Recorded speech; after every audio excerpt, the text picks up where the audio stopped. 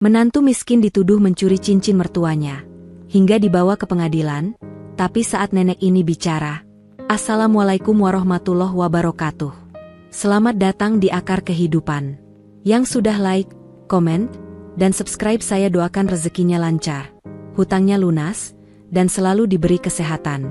Sebelum kita lanjutkan kisahnya, absen dulu kalian nonton dari kota mana?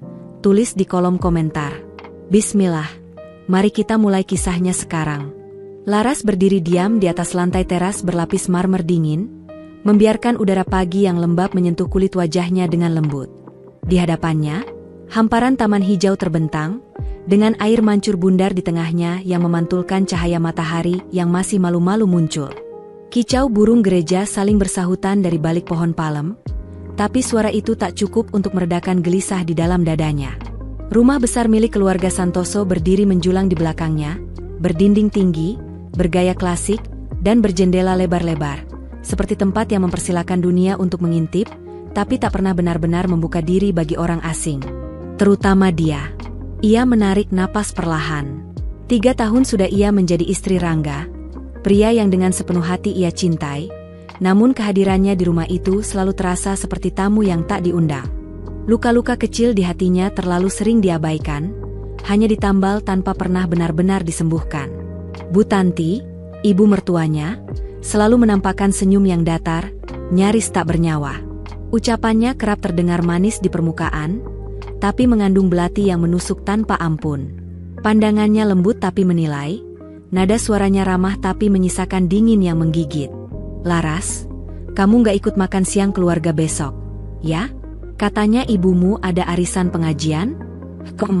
Ya sudah, memang beda keluarga beda cara memaknai kebersamaan," kata Bu Tanti beberapa hari lalu, sambil menuang teh ke cangkir porselen tanpa sedikit pun melirik. Laras hanya tersenyum kecil, menyimpan getir itu di balik bibirnya. Ia sudah paham betul dengan nada seperti itu.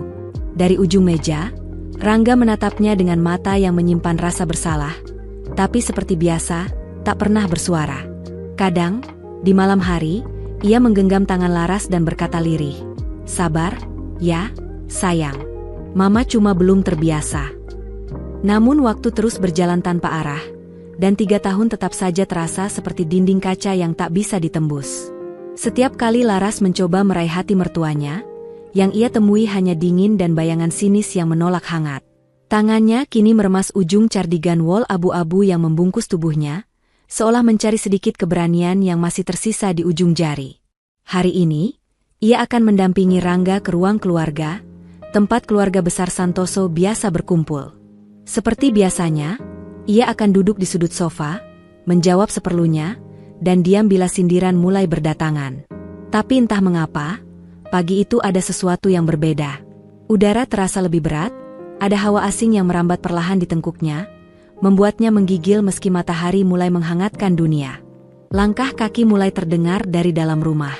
Suara sendok bertemu cangkir, dan aroma kue kering yang baru matang mulai memenuhi udara.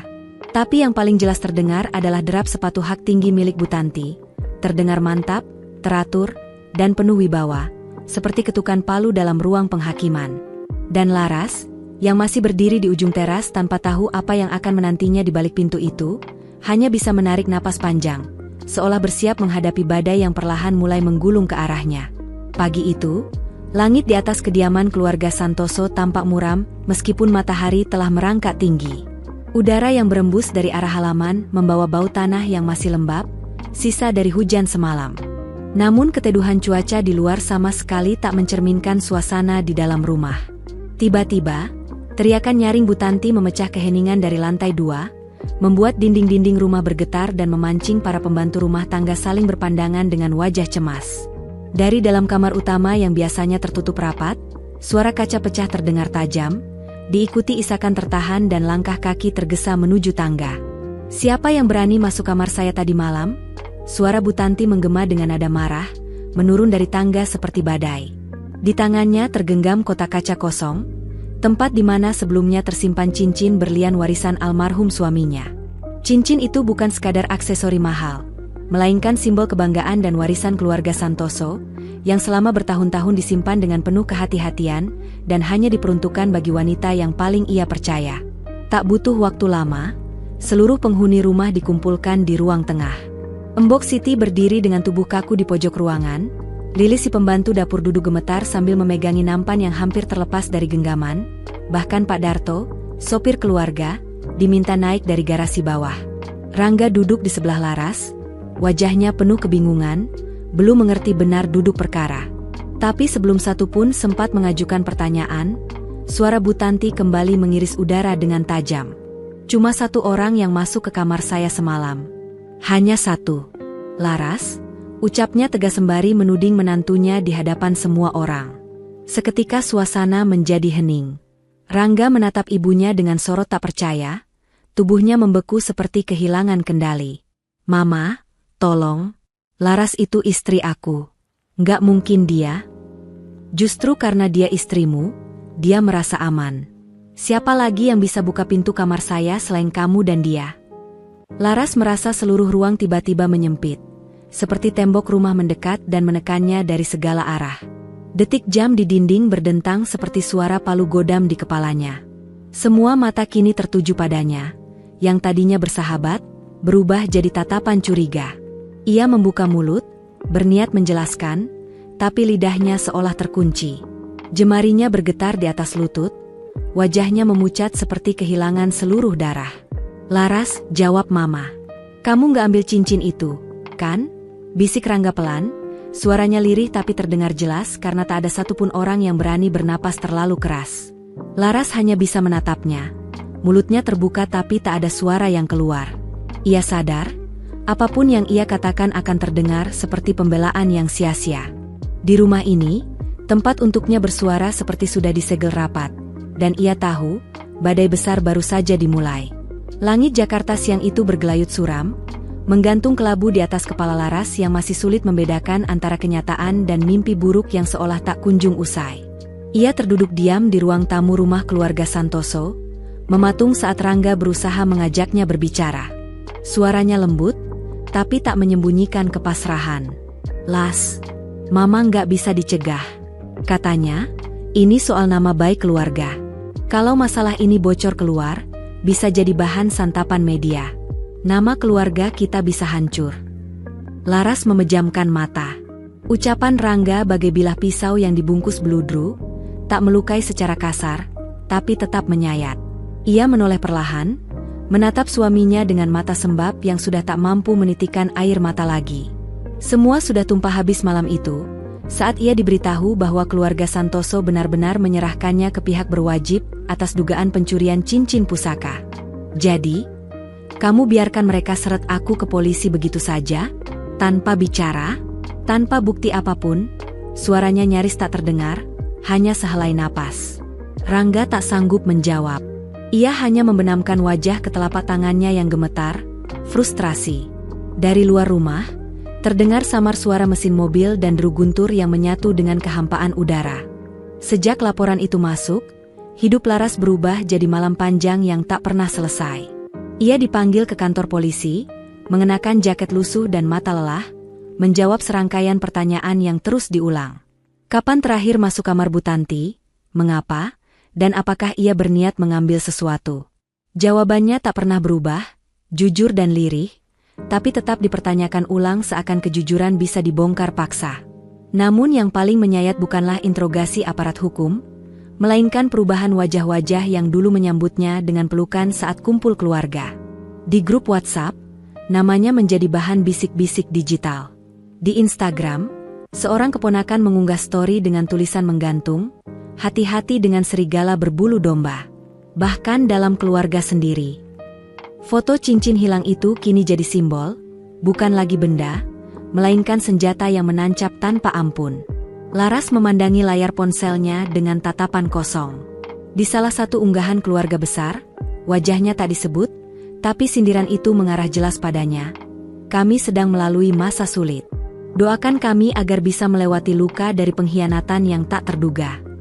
Ia membaca kata demi kata tanpa ekspresi, tapi tangannya gemetar saat menggenggam ponsel.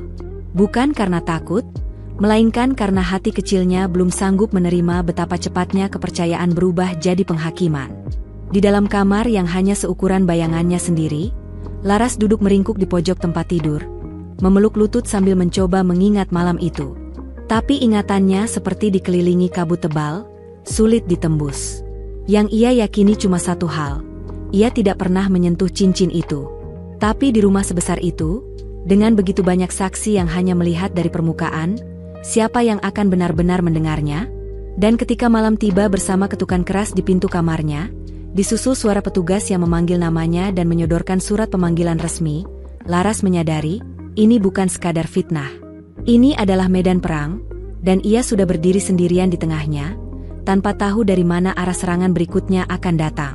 Pagi itu hujan turun perlahan, menari di atas genting dan menciptakan irama sunyi yang memeluk seisi rumah. Di kamar utama, yang dulu penuh tawa dan sentuhan hangat, kini hanya tersisa keheningan dan ruang yang menjauh. Laras duduk diam di ujung ranjang, mengenakan cardigan abu-abu yang benangnya mulai longgar. Di tangannya tergenggam cangkir teh yang kehilangan kehangatannya sejak tadi. Sementara itu, Rangga berdiri menghadap jendela, punggungnya tegang, tak banyak bergerak. Sinar remang dari luar menutupi wajahnya, namun suara yang keluar dari mulutnya tak bisa menyembunyikan ragu. Kalau kamu memang gak ambil cincin itu, kenapa sampai sekarang kamu gak bisa nunjukin bukti apapun? Katanya pelan tapi tajam, tanpa menoleh sedikit pun. Laras menatap punggungnya yang dulu selalu memberi rasa aman, tapi kini menjadi tembok bisu yang sulit ditembus. Sorot matanya basah, namun tak satu pun air mata jatuh.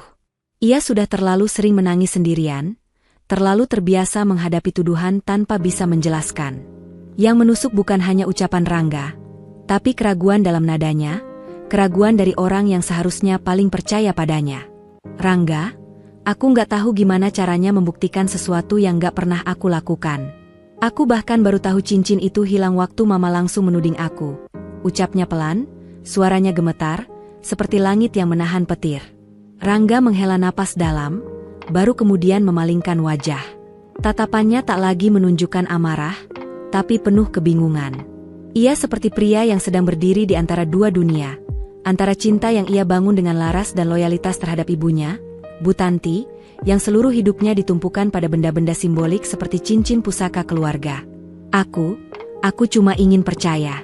Tapi semua orang mendesak aku, Las. Mereka bilang cuma kamu yang masuk ke kamar mama hari itu. Nggak ada CCTV. Kunci duplikat cuma kamu dan aku yang punya. Aku benar-benar nggak tahu harus percaya siapa, katanya dengan suara pelan, seolah bicara pada dirinya sendiri.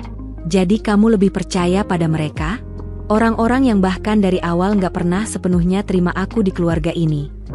Suara Laras naik sedikit, bukan karena marah, tapi karena luka yang terlalu lama dipendam. Rangga tidak membalas.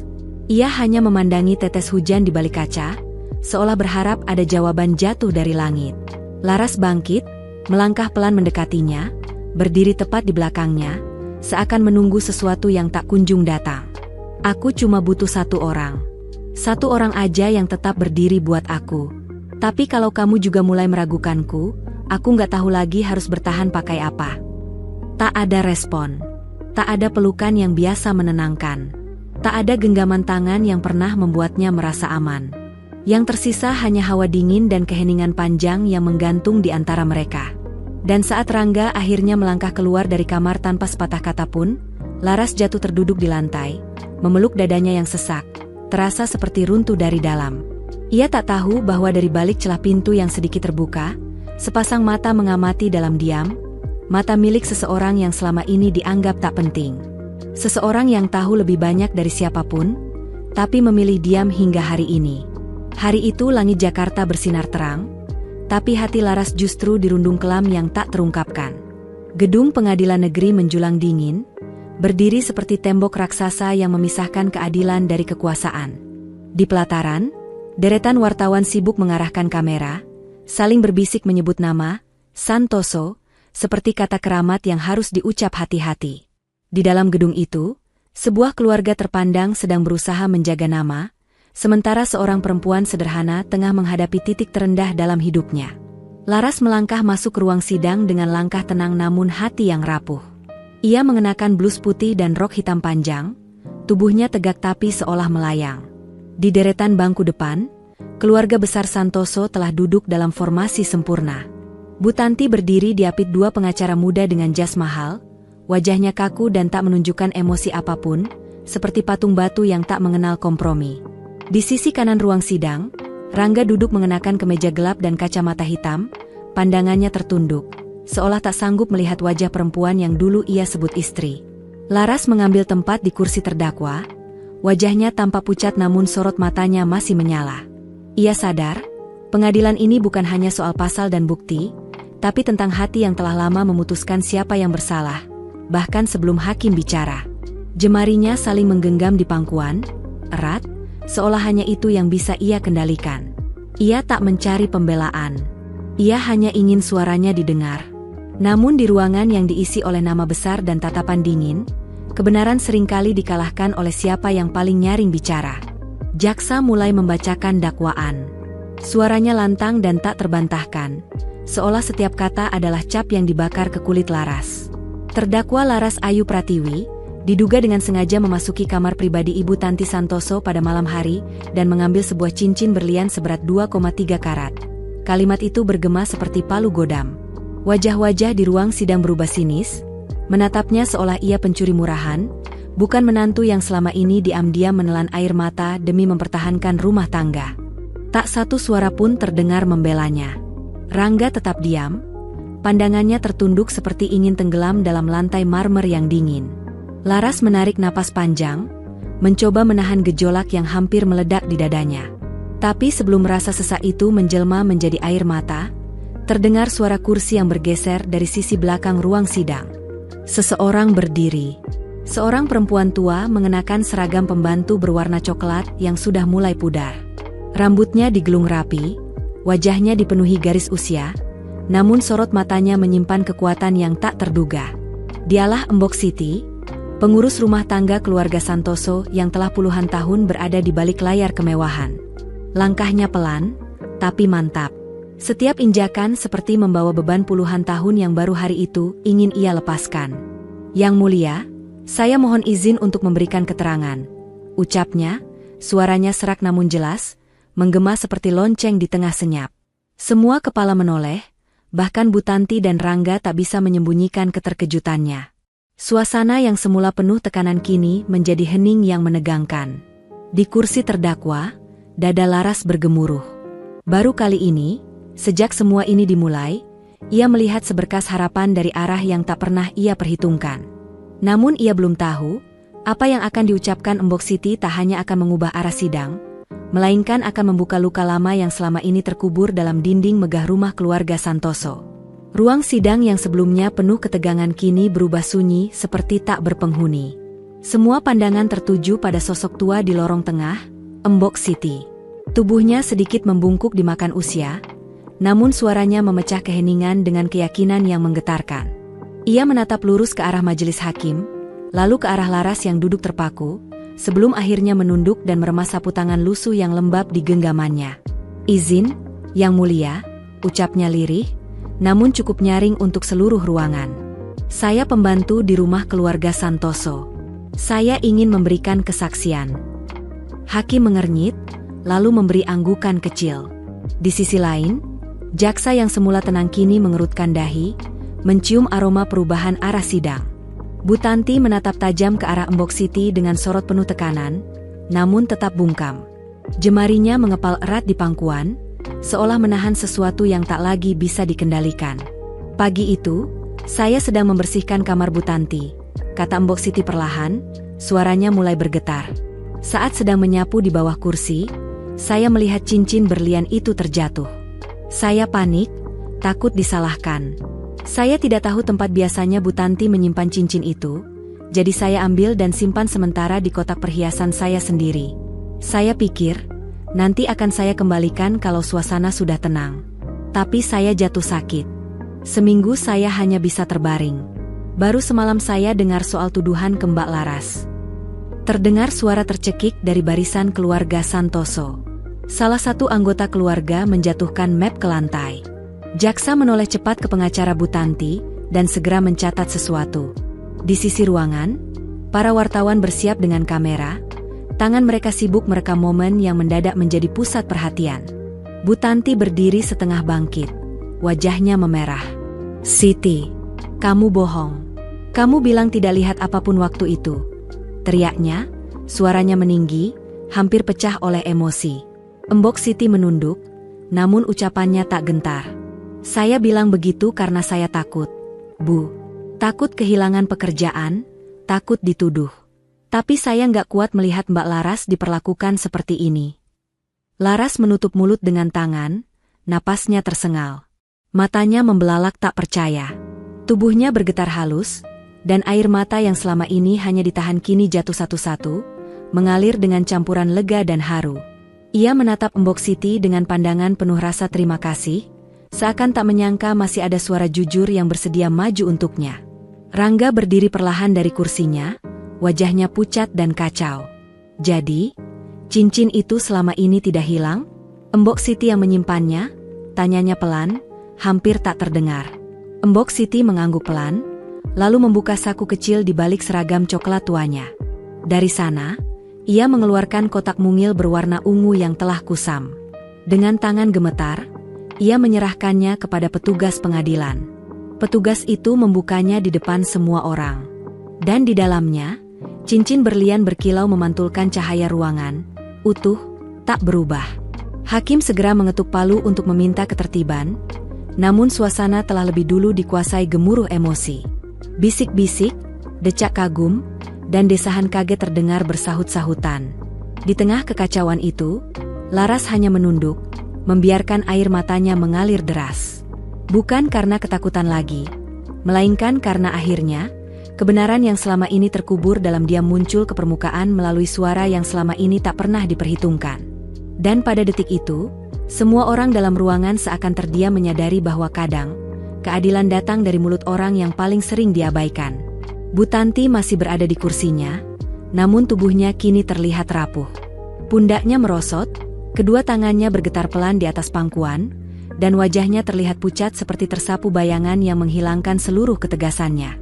Sorot matanya yang biasanya tajam kini kosong, seperti kehilangan arah. Bibirnya terkatup erat, menahan gejolak di dalam dada, namun tenggorokannya terlalu kering untuk melontarkan sepatah kata. Laras duduk terpaku di bangku terdakwa.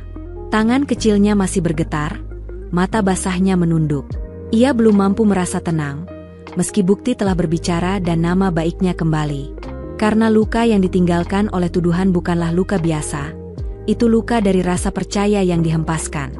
Luka yang dalam, menganga, dan tak bisa sembuh hanya karena sebuah pengakuan. Di ujung ruangan, Embok Siti dengan tangan yang lemah menarik kotak kecil dari tas kain usangnya. Kotak itu terlihat lusuh, warnanya memudar oleh waktu. Namun saat dibuka, cahaya dari cincin berlian di dalamnya menyala lembut, seolah tak pernah menjadi sumber masalah. Sinar itu menyentuh dinding-dinding ruang sidang, membias indah, namun menyisakan perih bagi mereka yang menyembunyikan kebenaran. Suara-suara pelan mulai bermunculan dari barisan hadirin. Mereka yang tadi yakin kini mulai saling pandang penuh kebingungan. Beberapa dari keluarga Santoso menunduk dalam, sementara yang lain pura-pura sibuk, entah dengan ponsel atau tas mereka, tak kuasa menghadapi kenyataan bahwa mereka pernah ikut melempar prasangka. Hakim memandang Bu Tanti dengan ekspresi datar, tak menghakimi, hanya menunggu. Dengan suara tenang, ia bertanya, "Apakah Ibu Tanti ingin menyampaikan sesuatu sebelum sidang ditutup?" Bu Tanti membuka mulutnya, namun hanya udara yang keluar. Ia menoleh ke arah Laras yang masih tertunduk, lalu ke Rangga yang berdiri tak berkutik, wajahnya tak lagi bersuara. Ia mencoba bangkit, namun kakinya goyah, dan ia kembali duduk dengan tubuh lemas.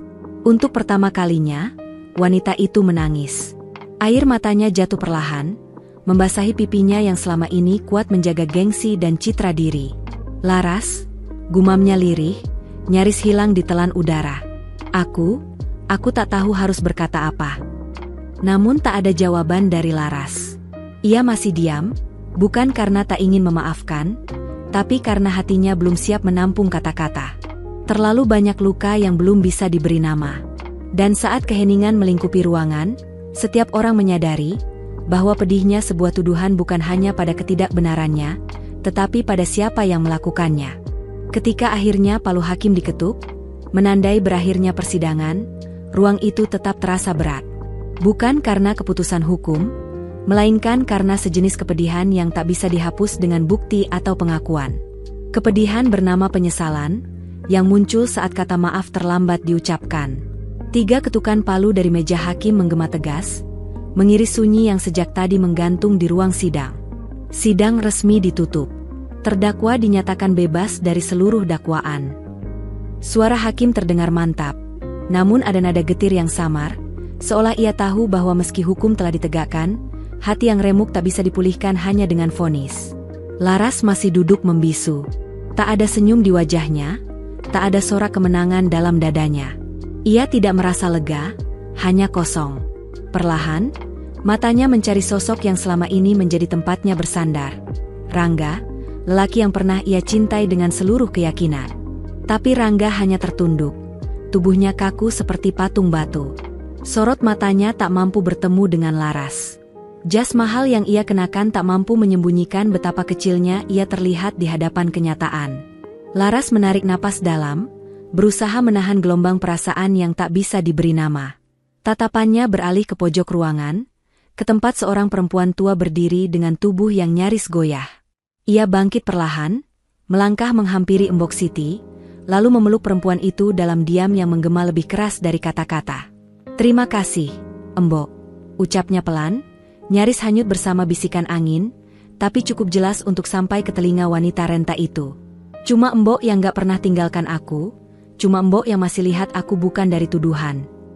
Embok Siti membalas pelukan itu dengan lembut. Jemarinya yang tua mengelus punggung Laras penuh kasih. "Ampuni Embok ya, enduk, Embok terlalu takut, terlalu lama diam, tapi Embok gak tahan lihat kamu disalahin terus." Pelukan mereka menyisakan kehangatan di antara dinding-dinding dingin ruang pengadilan. Tapi kehangatan itu tidak cukup untuk menghapus jejak luka yang telah menahun. Laras melepaskan pelukan itu perlahan, menatap Embok Siti dengan mata berkaca-kaca, seolah mengabadikan wajah satu-satunya yang tetap bersamanya saat semua orang menjauh. Di belakang, keluarga besar Santoso hanya berdiri terpaku. Bu Tanti menutupi wajah dengan tisu, tubuhnya lemah tanpa kata. Beberapa anggota keluarga yang sebelumnya lantang dan menyalahkan kini menunduk, diam dalam rasa malu yang menghantam tanpa ampun. Tak satu pun dari mereka melangkah maju. Tak ada tangan yang terulur, tak ada permintaan maaf, bahkan sekadar tatapan pengakuan pun tak diberikan. Mereka hanya berdiri, terdiam dalam barisan yang mulai kehilangan bentuk, seperti bangunan besar yang perlahan runtuh oleh kebenaran yang datang setelah semuanya terluka.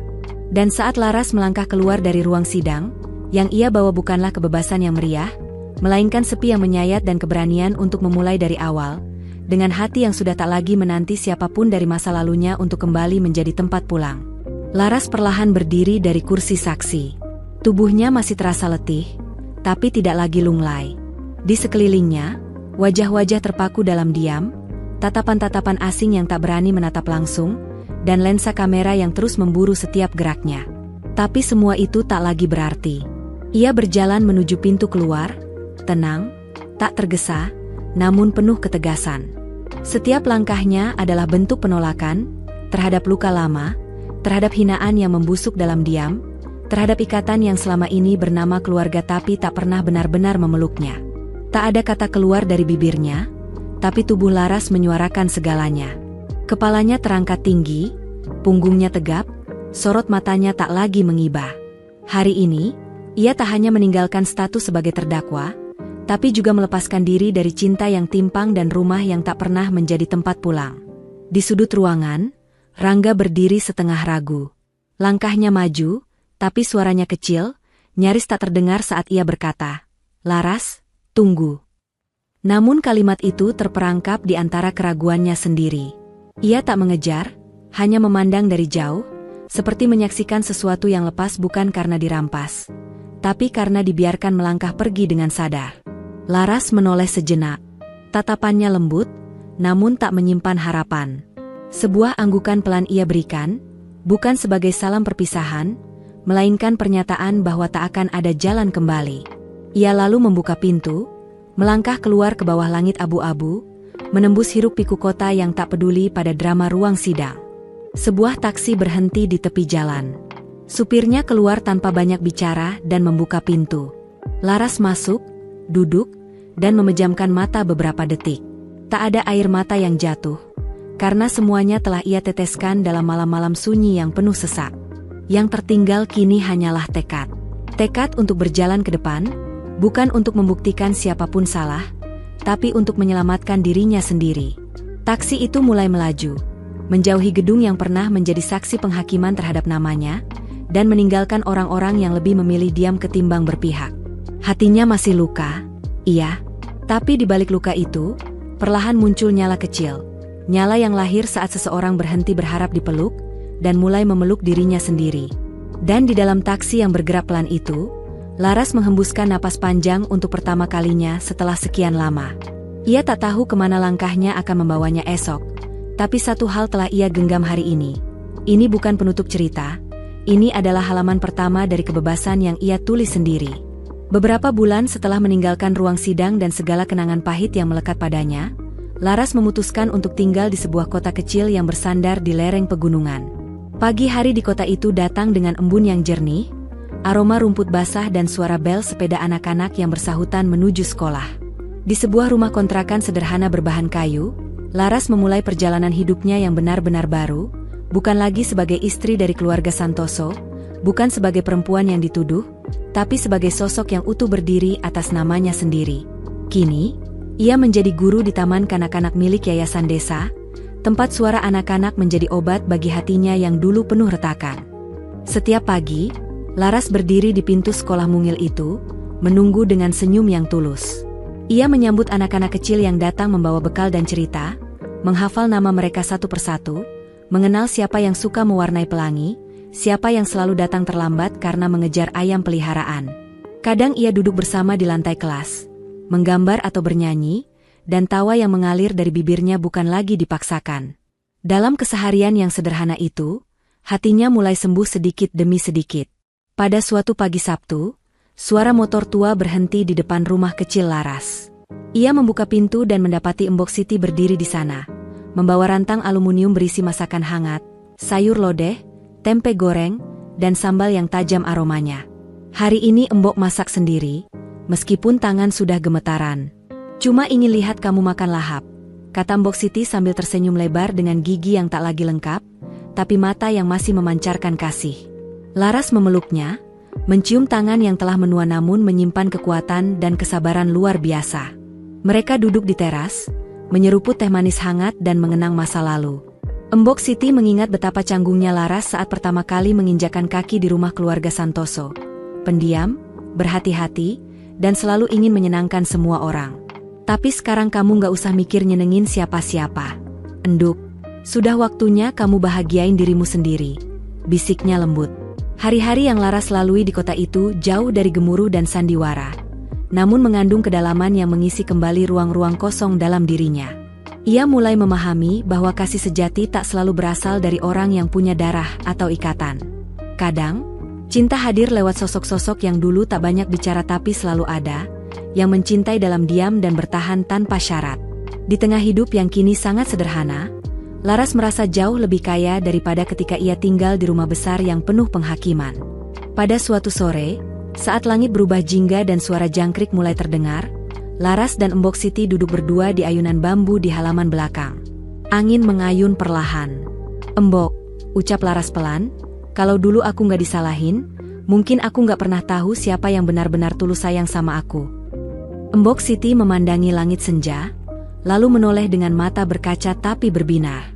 "Kalau dulu Embok gak nekat buka suara, mungkin kamu masih terjebak di tempat yang gak pernah nerima kamu."